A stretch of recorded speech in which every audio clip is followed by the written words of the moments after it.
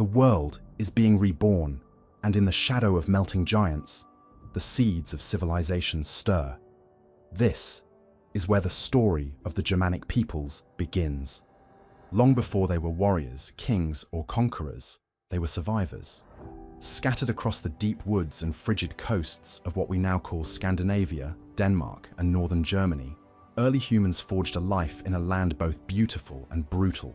The people of the Mesolithic and Neolithic eras, fishers, hunters, and wanderers, left behind only stone tools and ghostly footprints, but their descendants would one day reshape the fate of a continent.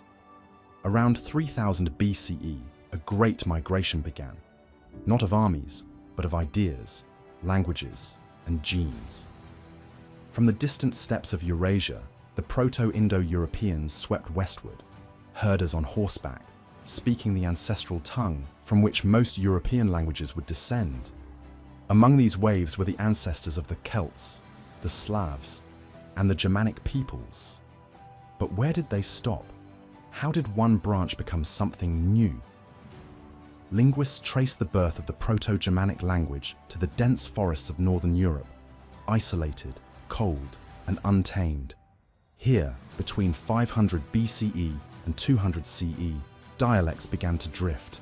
Accents hardened, words fused and fell away. By the time Rome looked northward, a new voice had emerged from the dark.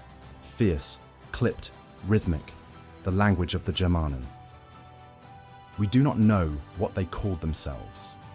Tacitus, the Roman historian, would name them Germani, a label born of fear and confusion, not understanding. To the Romans, they were ghosts in the trees, tall, pale, fire-haired warriors who lived beyond the Rhine, unruled and unbroken.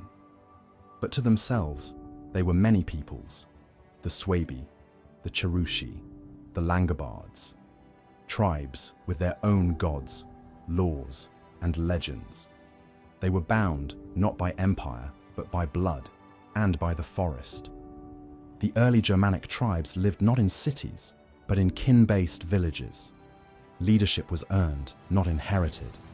Laws were spoken, not written. Justice was personal, often brutal.